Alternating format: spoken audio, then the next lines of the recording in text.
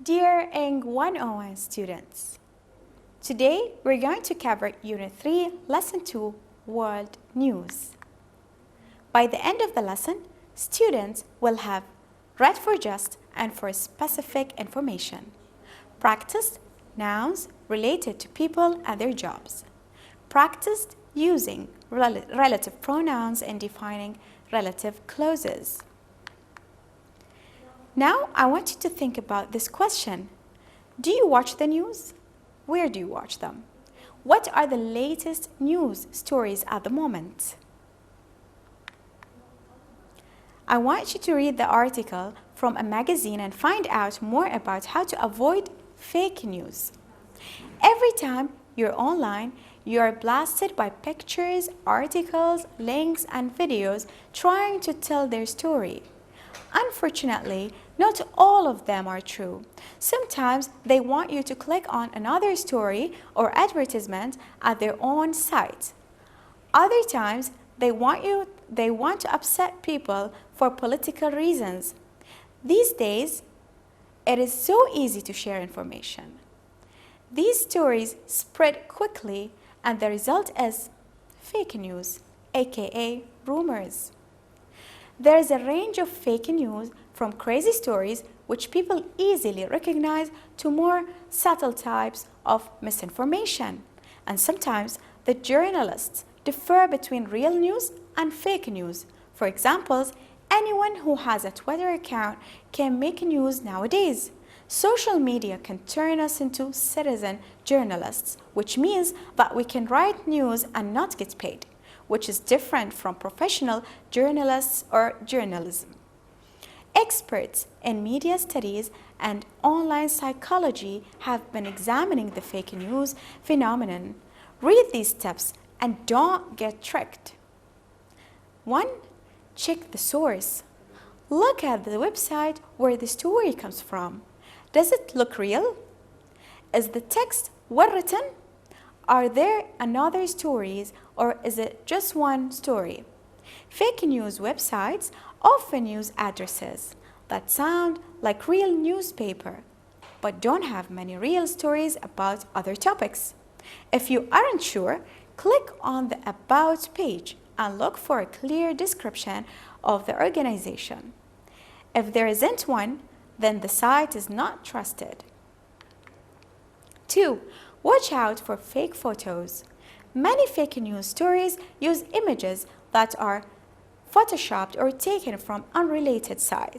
Sometimes, if you just look closely at the image, you can see if it has been changed. Or use a tool like Google Reverse Image Search. It will show you if the same image has been used in other contexts. 3.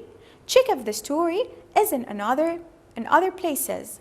Look to see if the story you are reading is on another news sites that you know and trust. If you do find it on many other sites, then it probably isn't fake.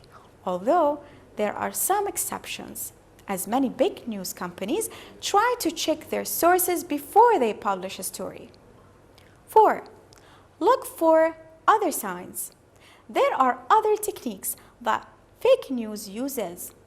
These include using all caps and lots of ads that pop up when you click on a link. Also, think about how the story makes you feel. If the news story makes you angry, it's probably designed to make you angry. If you know these things about online news and can apply them in your everyday life, then you have the control over what to read, what to believe, and most importantly, what to share. If you find a news story that you know is fake, the most important advice is don't share it. After reading, choose the best title for the text. Experts share dangers of fake news, or experts share top tips for resisting fake news, or how to create fake news, a guide, or tips on how to read the news online. You have 1 minute to think about the correct answer.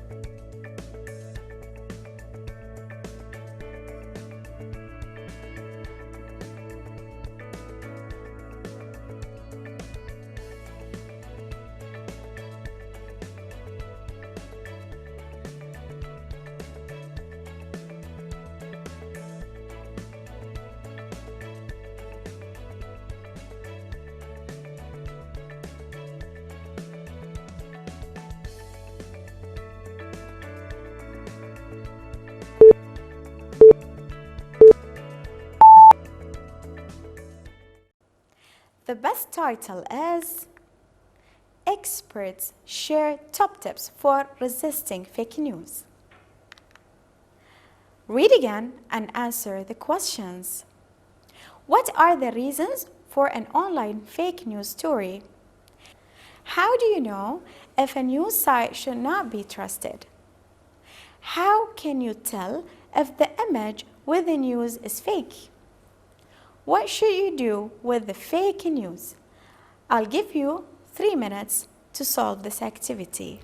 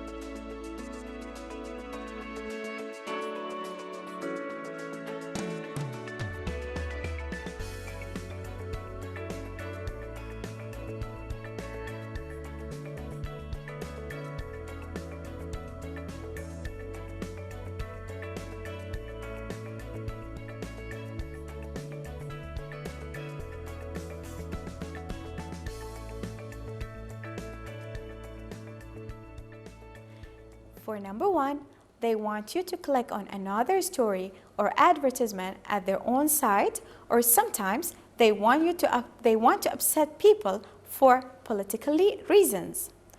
The site's About page does not clearly describe the organization.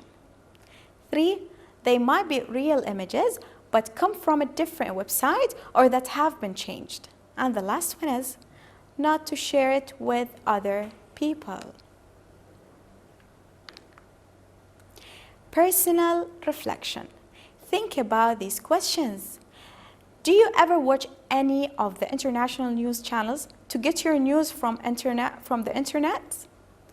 Which news channels or sites do you trust? Have you ever shared a piece of news and discovered that it was fake? 4, do you believe everything you read on the internet or social media? So, I want you to think about these questions and answer them. I'll give you only 2 minutes.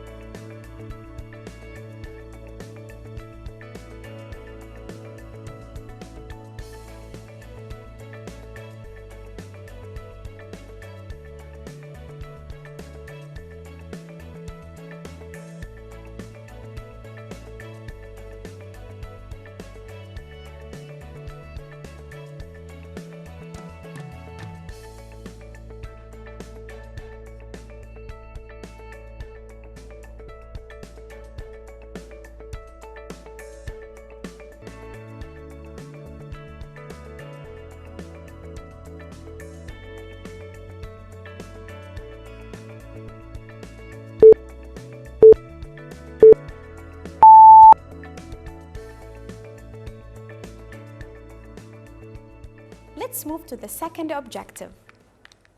Choose the correct word to complete each of these definitions. We have photographer or photography is someone who takes pictures for newspapers, news, websites, art galleries, magazines, or advertisements. Photographer or photography is the job of taking pictures for newspapers, news websites, art galleries, magazines, or advertisements. Which one is correct? Before I display the answer, let's check the nouns. Remember the suffixes from the previous lesson? When we add some suffixes or extra letters to a noun, we form a new word with new meaning.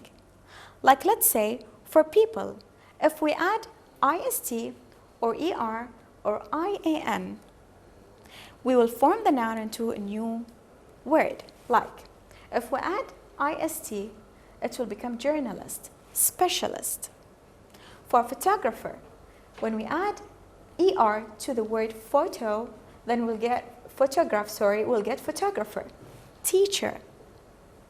When we add ian, we'll have musician, technician. So all these words are related or describing people. Actually, it's not describing, it's giving like the job of the person.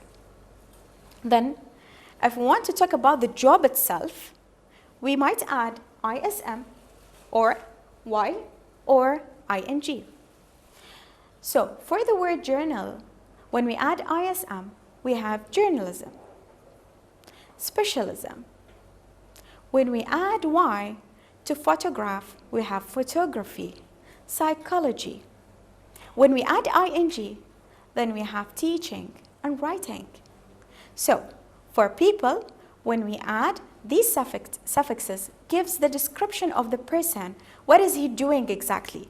What is his job title? But the name of the job itself is when we add these suffixes, ism, y, and ing. So, now let's go back to the first part of the slide. Which one is the correct answer?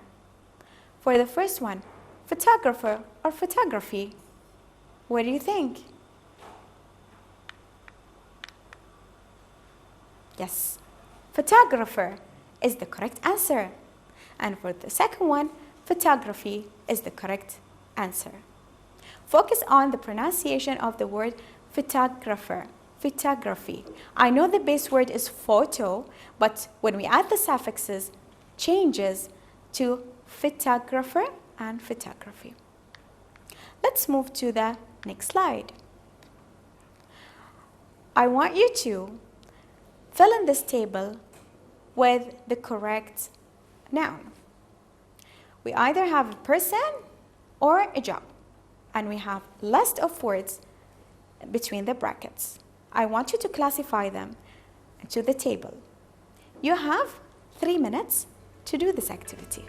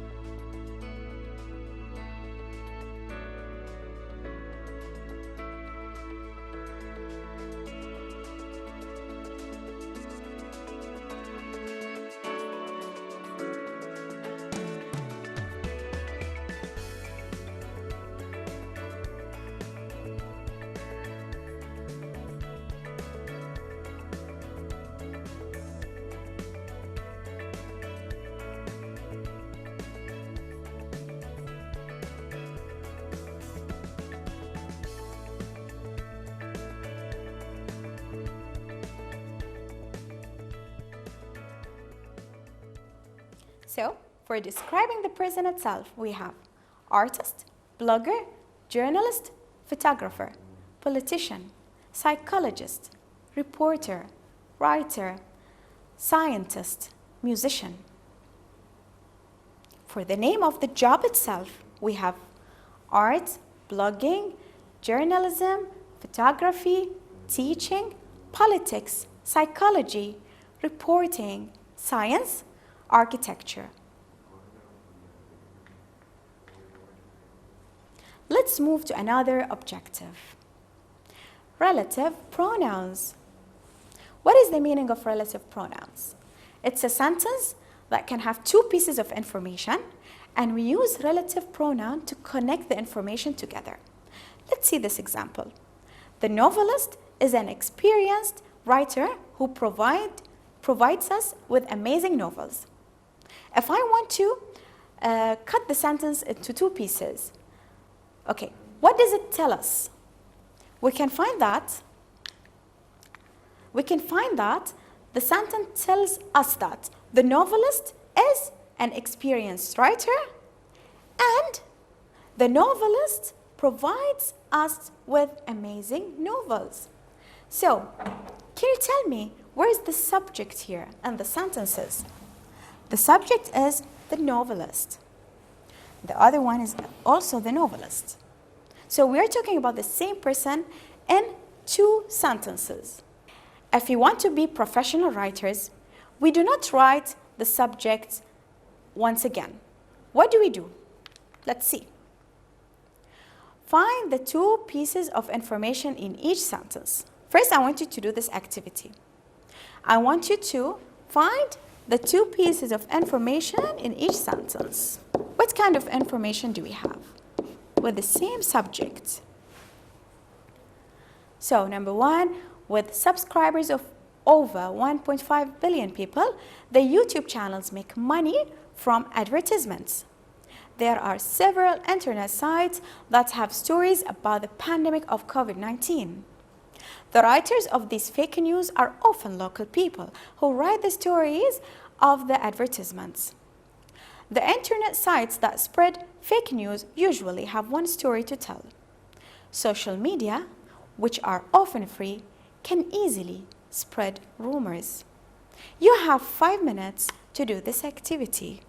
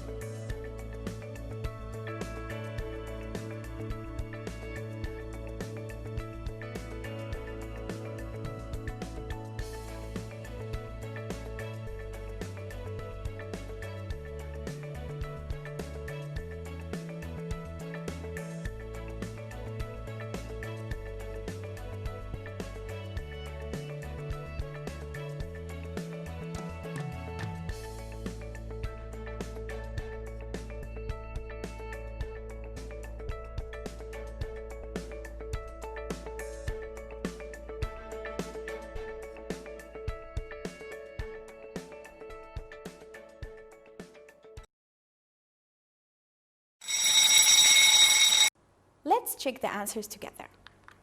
For the first one, we have YouTube channels, subscribers of over 1.5 billion people.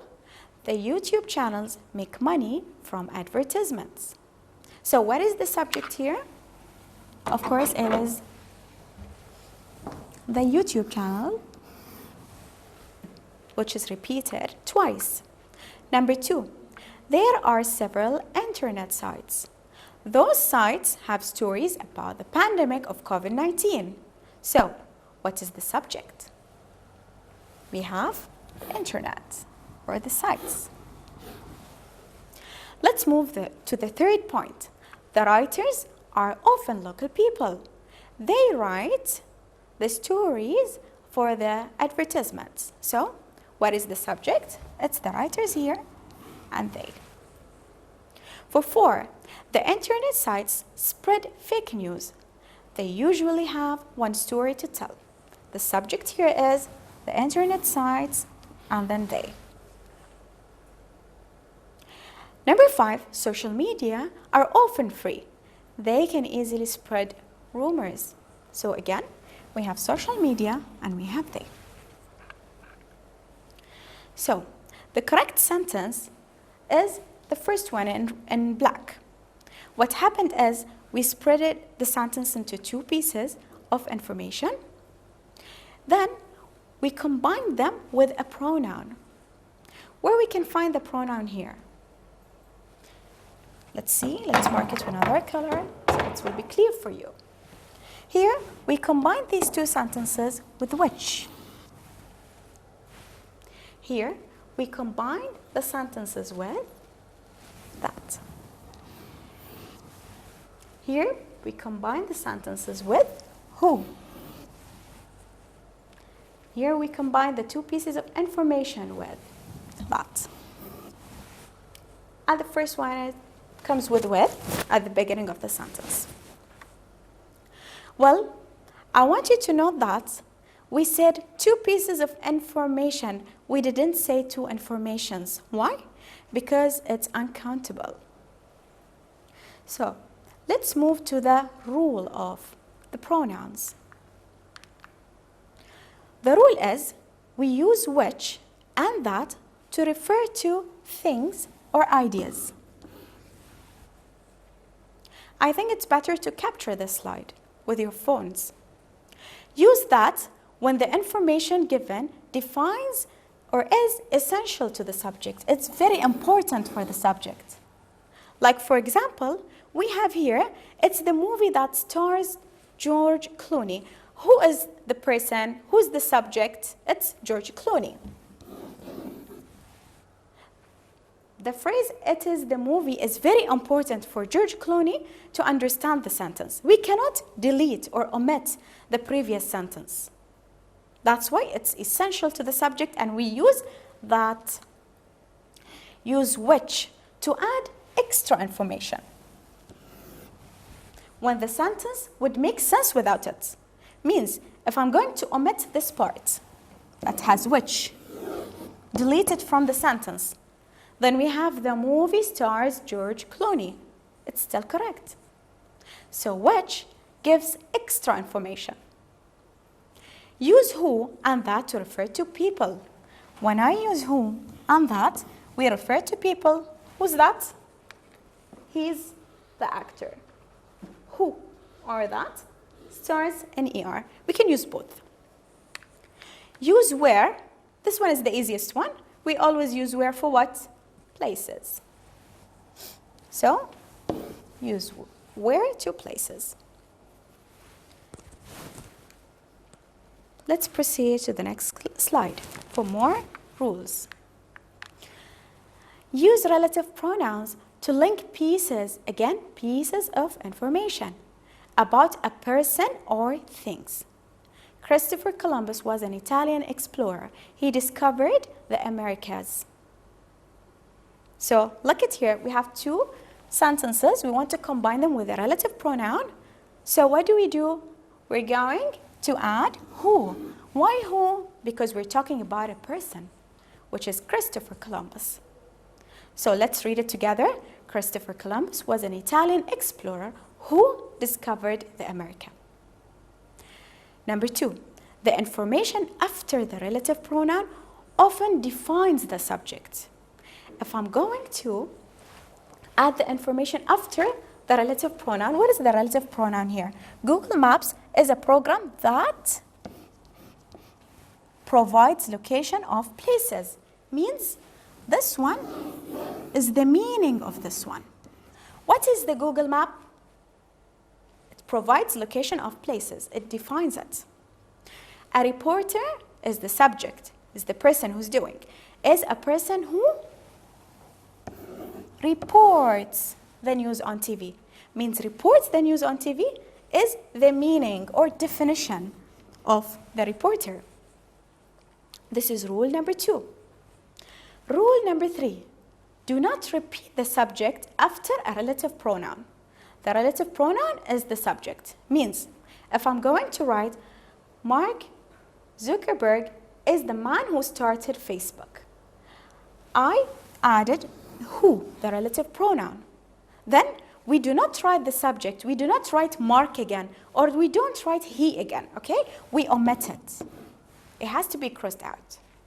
Is it clear now? Don't forget the 3 rules. When we add the relative pronoun, we cross out the subject. Sometimes it defines what is before the relative pronoun. Now let's practice this activity together in order to make sure that we understood the rule. So doctors are very important people. Doctors save the lives of sick and injured people. 2, UNESCO is an international organization. UNESCO spreads peace through education, science, and culture. 3, I visited the Louvre. The Mona Lisa painting has been in the Louvre since 1797. So my hint for you is, look at the duplicated word, cross one out, and add a relative pronoun. You have 4 minutes to do this activity.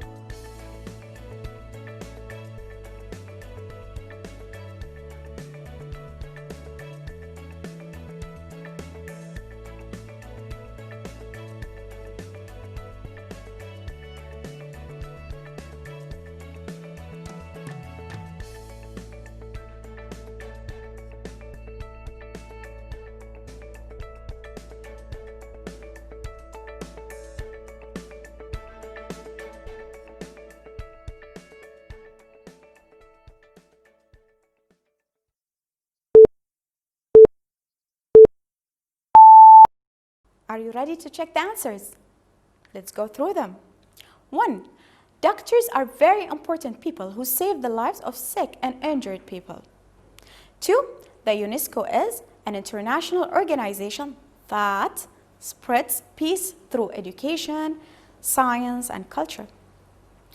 3. I visited the Louvre, where the Mona Lisa painting has been in there since 1797.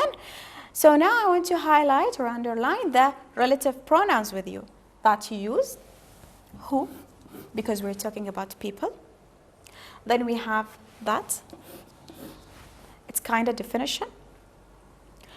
The last one, where? Because we're talking about the place of Mona Lisa painting. Now, let's practice another activity. We have 3 sentences and we have definitions. So we have 1, 2, 3, then ABC. I want you to match the numbers with the letters. So, a news reporter is someone. It is a company. 3, international is an adjective. For the second set, A means universal or global. B filters news, the real from the fake one.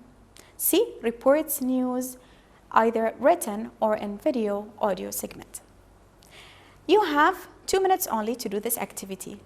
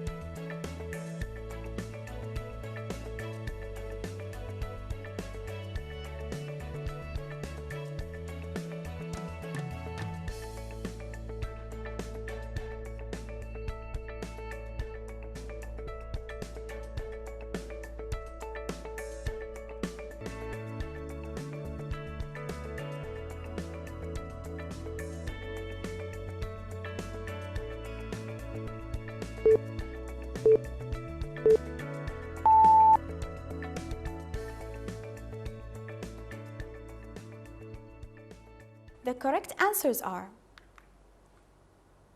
A matches C and 2 matches B, and the last one 3 for A.